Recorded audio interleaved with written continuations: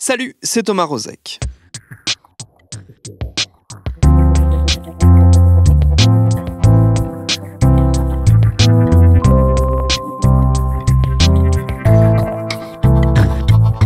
Dans notre épisode précédent, on a pris le temps de causer d'une de nos compagnes récurrentes, et pour certains d'entre nous essentielles dans cette période de confinement, la télévision. Télévision qui, là je vais dire une énorme évidence, mais bon, vous avez l'habitude, essaye souvent d'être le reflet de notre société. Je dis essaye parce que parfois ça marche et parfois non.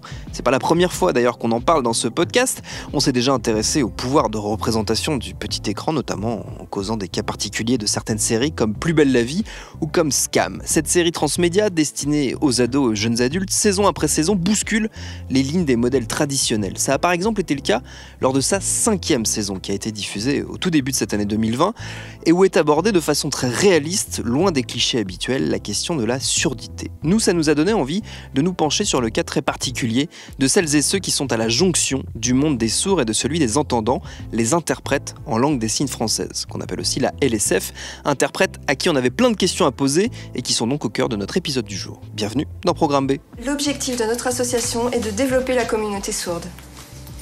Parce que dans notre communauté, chacun a son histoire, on est tous différents, il y en a qui sont nés sourds, il y en a qui sont devenus sourds. Ce qui est important, c'est qu'on partage nos expériences pour mieux se comprendre, même entre nous. Alors ce soir, vous êtes là pour vous exprimer, pour raconter qui vous êtes, vos vies. Voilà. Il y a un volontaire pour commencer ? Jusqu'à présent, j'ai fait en sorte que ma surdité soit invisible. Avec les entendants, souvent au bar le soir, on bavarde. Et parfois, je leur dis « Pardon, j'ai pas compris, vous pouvez répéter s'il vous plaît ?» Et on me dit « Ah, mais c'est pas important. » La communauté entendante, elle parle, et moi, je suis complètement exclue. C'était compliqué. Tu n'arrives pas à tout écrire les coups. J'en ai eu marre, donc j'ai commencé à arrêter de parler et à apprendre la langue des signes. Je me sens mieux.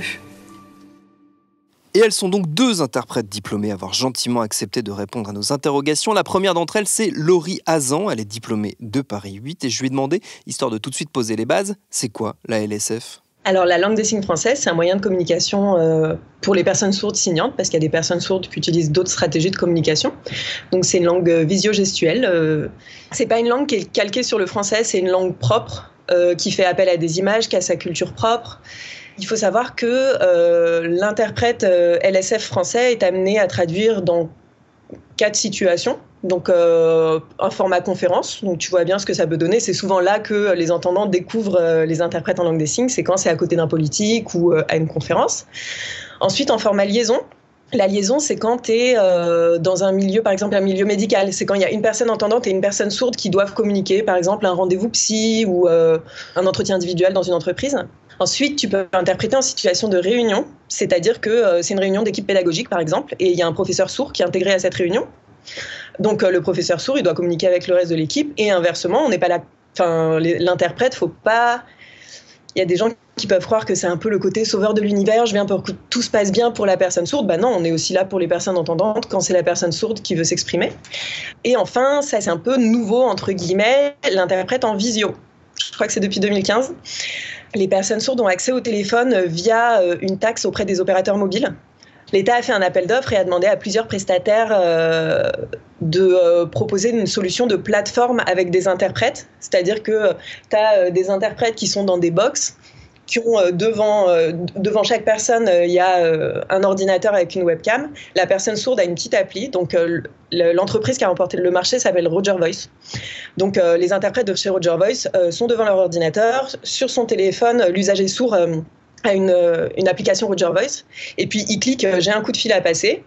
Ça atterrit sur l'ordinateur de l'interprète qui a un micro-casque et dit « Bonjour, je vous appelle de la part d'une personne sourde, je suis interprète en langue des signes ». Et la communication passe. Alors, souvent, je dis une interprète, parce que c'est un métier qui est extrêmement féminisé. Là, c'est vraiment mon point de vue.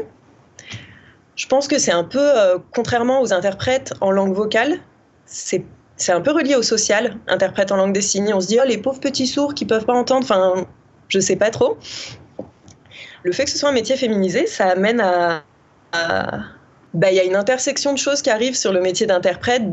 Déjà, on représente parfois, quand on ne représente pas des entendants, on représente des personnes qui sont déjà minorisées parce qu'handicapées. Ce terme peut être problématique pour les sourds. Ensuite, on ne sait pas très bien ce qu'elles font avec les mains. Pour les télés, par exemple, c'est pas un contenu qui est vérifiable tout le temps, donc on s'en méfie un peu. Nous, on a des devoirs.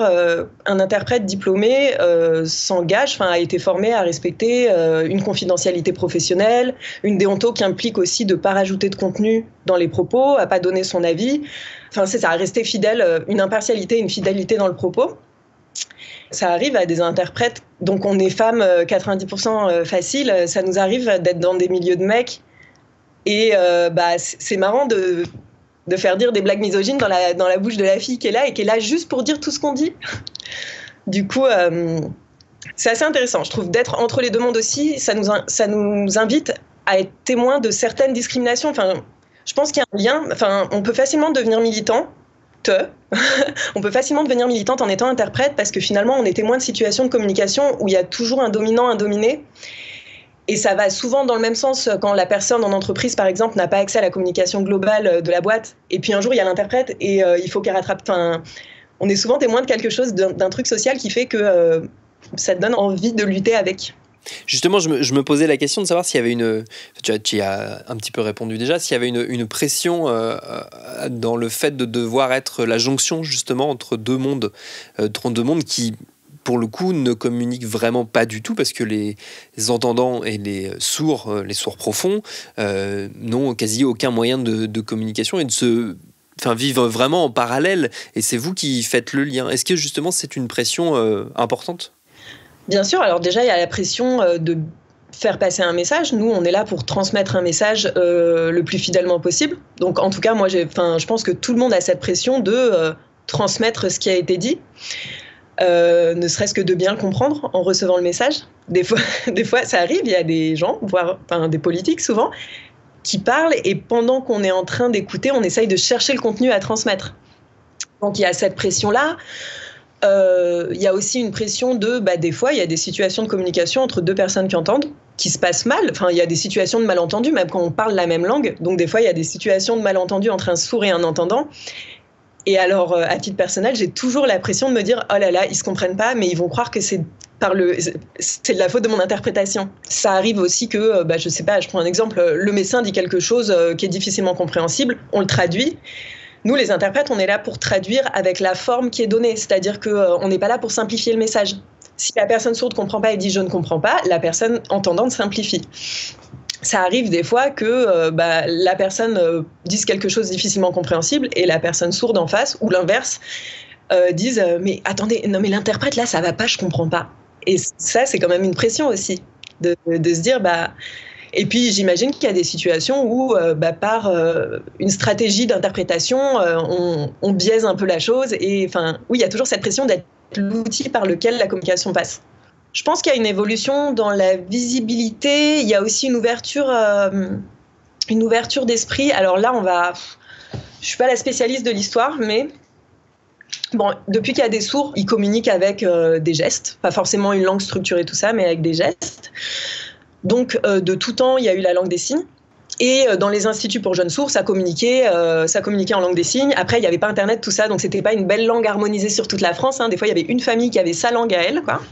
Et en 1880, il y a eu un congrès à Milan qui avait pour but de statuer sur le mode d'éducation des sourds en institut et à l'école. Parce qu'on se disait, déjà, on ne savait pas ce qu'ils se disaient entre eux. Et en plus, il y a des sourds qui savent parler. Du coup, pourquoi on ne les ferait pas parler tous ?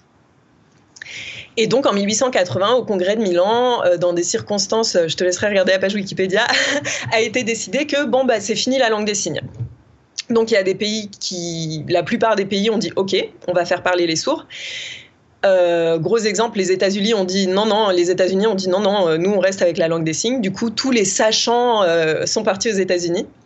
Et la langue là-bas a continué à évoluer, alors qu'en France, c'était pas légiféré. C'est-à-dire qu'il n'y avait pas une loi qui interdisait avec une peine pour les gens qui signaient à l'école. Néanmoins, c'était un accord, c'était des conventions en fait entre les établissements scolaires. Donc, il y a eu 100 ans de silence, on dit. La langue des signes a été interdite de 1880 à 1980. Dans les années 80-90, il y a des Américains sourds, un Américain sourd qui est venu à Paris en disant mais ils sont où les sourds ? Et donc c'était ils sont là mais on peut pas trop signer. Comment ça vous pouvez pas signer ? Mais du coup vous pouvez pas vous exprimer. Non mais attendez, faut se rebeller. Et c'est là que les sourds ont commencé à militer, revendiquer leurs droits et le métier d'interprète est né. Donc le métier d'interprète, c'est un métier qui est jeune, qui a 40 ans, qui est encore... Enfin, je trouve que même dans la formation, tu vois que c'est en construction. Par exemple, tout ce qui est adaptation au fait que maintenant, il y a de plus en plus de travailleurs indépendants ou de choses comme ça, ou même la visio, tu vois, c'est toujours en perpétuelle évolution, quoi. Il y a toujours quelque chose de nouveau qui arrive dedans.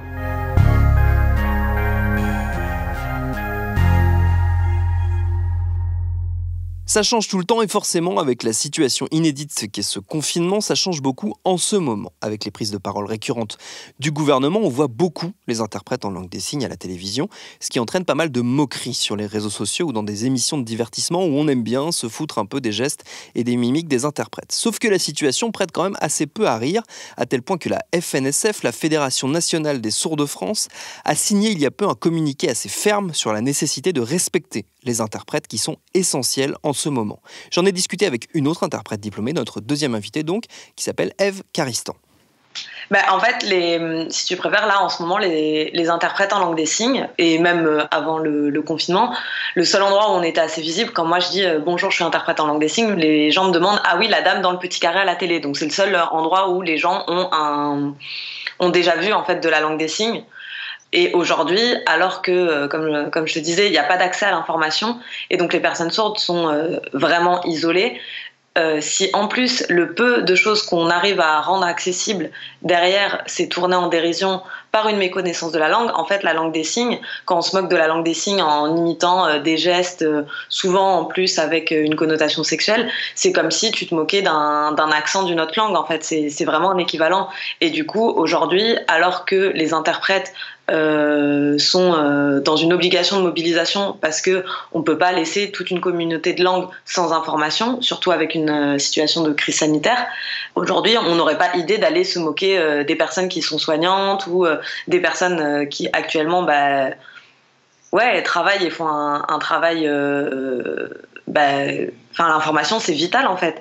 Et nous on se retrouve en plus à gérer notre énergie sur notre métier et en plus devoir rappeler aux gens qu'en fait non, là c'est pas drôle en fait.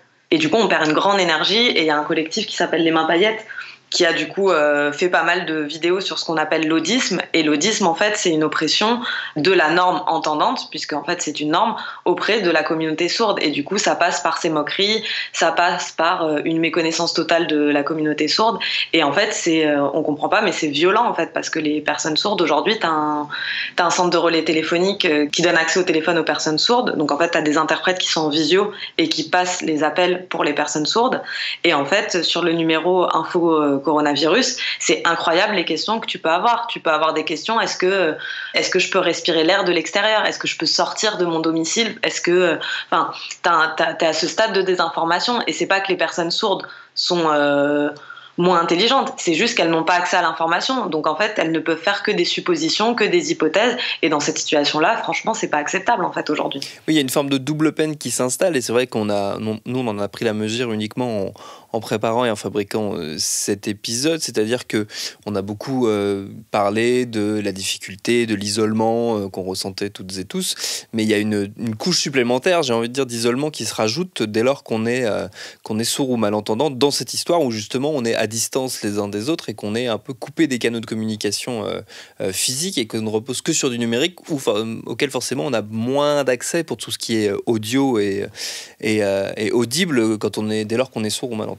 Exactement, et en plus, quand le confinement a eu lieu, les personnes sourdes, elles, comme d'habitude, ont été oubliées. Enfin, en général, de toute façon, les minorités sont oubliées, mais là, les personnes sourdes, c'est tout ce qui s'est fait à distance, c'est fait par le son. C'est-à-dire qu'on s'est retrouvé avec des étudiants sourds à qui on envoyait des liens de systèmes de visioconférence pour assister à leurs cours, où l'enseignant a un micro et parle, et où il n'y a pas d'interprétation, où ça n'a pas été pensé du tout, et du coup les étudiants sourds se sont retrouvés sans avoir accès à leurs cours, et avec les écoles qui répondent ah oui mais pour l'instant on n'a pas d'autres moyens, au pire on vous enverra les supports de cours. Ça veut dire qu'en fait eux déjà ils sont lésés des explications. et que la situation n'a pas été du tout pensée, alors qu'on pourrait appeler les interprètes en visio en fait. Et comme les budgets pour mettre en place l'interprétation dans les cours existent, il suffirait de rémunérer les interprètes et de leur demander de traduire en fait ces cours. Et ça va pareil sur tout ce qui est téléconsultation dans le domaine médical. Les plateformes de médecins, en fait, c'est pareil. Les médecins vont être même en visio des fois avec leurs patients, mais dès lors que la personne est sourde, s'il n'y a pas d'interprétation, il n'y a pas d'accessibilité. Et tu peux reporter ça surtout sur le travail, sur la santé, sur l'éducation.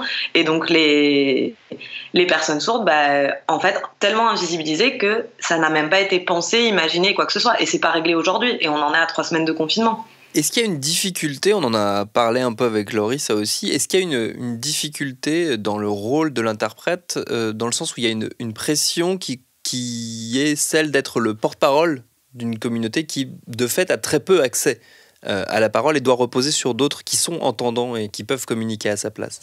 Les interprètes en langue des signes, en fait, on est vraiment à l'intersection des deux communautés. C'est-à-dire qu'on est des personnes entendantes, qui font partie de la norme, mais du fait que la langue des signes, que la société n'est pas accessible en langue des signes, on se retrouve à travailler auprès de la communauté sourde dont on connaît les enjeux, les tenants et les aboutissants, ce qui fait que vraiment on est toujours dans cette difficulté, en plus de ne pas, dans notre métier on est censé être neutre, ou plutôt moi je préfère le terme d'impartial et ne pas donner notre avis sur la communication, mais on a des tendances à vouloir rattraper la norme en fait. Et c'est vraiment difficile le positionnement dans notre métier. En plus de ça, quand on va rencontrer des personnes entendantes, c'est vrai que les personnes ont tendance à nous poser des questions à nous sur ce qui se passe dans la communauté sourde et en fait, encore une fois, à ne pas écouter les personnes sourdes elles-mêmes. Et c'est toujours compliqué entre faire de la pédagogie et savoir que comme il n'y a pas accès à cette communauté sourde, c'est aussi notre rôle de le faire, mais en même temps de se dire, en le faisant, on silencie encore les personnes sourdes. Et pour moi, ça c'est vraiment difficile à négocier en fait dans mon quotidien, d'être à la fois porte-parole, mais en fait du coup de prendre la parole des personnes sourdes encore une fois, quoi. Malgré tout, il y a un aspect qui est frappant, c'est que dans la démarche même de choisir d'être interprète en langue des signes français quand on est entendant ou entendante, il y a une démarche militante derrière. Ah, mais mon métier est militant. En fait, je ne peux pas dissocier le militantisme de mon métier. C'est impossible, puisqu'on travaille dans une communauté minorée et minoritaire, que au quotidien, en fait, c'est des personnes qui font face à tellement d'obstacles que mon métier est militant et que même dans la reconnaissance même de mon métier, en fait, il n'y a pas de reconnaissance du métier d'interprète. Ce qui fait qu'on n'a pas de syndicat aujourd'hui. On n'a pas de reconnaissance, même dans la loi. La loi est à la loi du 11 février 2005 qui est censée assurer l'égalité des chances et la participation à la vie citoyenne. Sauf qu'aujourd'hui, il n'y a pas d'accessibilité aux services publics, il n'y a pas d'accessibilité quand tu veux aller porter plainte, il n'y a pas d'accessibilité quand tu veux aller te faire soigner, il n'y a pas d'accessibilité quand tu es dans tes cours. Et donc du coup, de fait, mon métier est militant et en plus de ça, en n'ayant pas de système de protection, ce qui fait que en fait, aujourd'hui, n'importe qui peut se dire interprète, alors que la connaissance de 2 langues ne fait pas d'une personne un interprète en langue des signes. Il y a tellement d'enjeux dans ce métier et on ne traduit pas que des mots, en fait, on traduit du sens, on prend en charge des discours. Il y a tellement d'enjeux qu'aujourd'hui, là, il y a 48 heures, à Châlons-en-Champagne, le maire a fait traduire son discours par une personne qui connaît la langue des signes parce que ses parents sont sourds. C'est une catastrophe, c'est-à-dire que je pense que même quelqu'un qui connaît pas le métier de l'interprétation, il suffit de regarder, le maire parle et la personne ne bouge pas les mains en fait, ne traduit pas des pans de discours et ce qui est traduit n'a aucun sens, c'est-à-dire que les personnes sourdes, si elles regardent cette vidéo, ne comprennent rien en sachant que dans cette vidéo, il y a des consignes de sécurité, il y a des rappels des gestes barrières, etc. Ce qui fait qu'encore une fois, là, les sourds, en fait, on les considère même pas. Et les personnes entendantes, en fait, si on regarde ce qui s'est fait, en fait, le maire, il est content, il a mis une vidéo avec quelqu'un qui bouge les mains, sans savoir, en fait, que ça n'a aucun sens, en fait. Et c'est dramatique. Et donc, du coup, oui, forcément, mon métier, il est... Je peux pas ne pas être militante et c'est toujours une bataille parce que en plus comme on travaille avec un public dit handicapé, même si les personnes sourdes se reconnaissent pas du tout dans ce terme, c'est toujours vu comme si on n'était pas des professionnels de la communication mais des aidants, alors qu'on n'a pas du tout un travail d'aidant en fait. Moi je ne vis pas avec les personnes sourdes au quotidien. En fait moi je viens juste quand les personnes sourdes doivent rencontrer une personne entendante et que du coup, on doit passer par moi pour faire passer le discours. Mais en fait, l'interprète en langue des signes, si on réfléchit vraiment, il n'est pas là pour les personnes sourdes. Il est là aussi pour les personnes entendantes, parce qu'une personne entendante, si elle rencontre une personne sourde et que la personne sourde s'exprime en langue des signes, elle est incapable de le comprendre. Et donc, en fait, le handicap, il est partagé. C'est pour ça que c'est pas vraiment un handicap, c'est juste une barrière de langue, comme quand on va rencontrer quelqu'un dont on ne parle pas la langue, en fait. La seule différence, c'est que ce sont des personnes qui n'entendent pas et que du coup, il y a tout le spectre du handicap qui rentre en jeu et les clichés qui sont autour, quoi. C'est quoi les leviers d'amélioration qui existeraient ou qui pourraient exister pour améliorer justement l'inclusion des personnes sourdes et malentendantes et aussi faciliter le travail des interprètes en langue des signes française? La première chose, c'est que si la langue des signes était reconnue déjà comme langue officielle du pays, ça pourrait avoir des conséquences en fait sur sa diffusion et l'obligation qu'elle soit que dans chaque service public il y ait au moins des personnes signantes qui puissent communiquer avec les personnes sourdes. Ce serait aussi avoir des sensibilisations peut-être dans tous les corps de métier à si vous rencontrez une personne sourde avec un ou une interprète en langue des signes, voilà comment ça se passe, parce qu'on a aussi cette problématique en fait quand moi je vais traduire par exemple dans un hôpital pour un rendez-vous, bien souvent je dois négocier avec les personnes soignantes pour rentrer dans la salle, parce qu'on parle de secret professionnel alors que moi je suis soumise au secret professionnel, que de toute façon si je ne suis pas là, la personne sourde ne comprendra pas ce qui est dit. Et à côté de ça, si notre métier était reconnu et qu'il y avait un ordre comme il existe un ordre des médecins ou un ordre des avocats, ça ferait que on considérait vraiment le fait que je sois diplômée comme important et comme le fait que je connais les enjeux de mon métier, parce que encore une fois l'interprétation c'est pas juste prendre des mots. Enfin, je suis pas un logiciel de traduction automatique en fait. Là on parle de communication entre deux personnes, c'est pas de l'écrit, il y a des enjeux, il y a même je traduis le silence aussi en fait. Quand quelqu'un ne répond pas, ne dit pas quelque chose, ça fait du sens en fait. Et donc il y a tellement d'enjeux que s'il y avait une reconnaissance de notre métier et de la langue des signes, concrètement c'est évident que ça changerait les choses.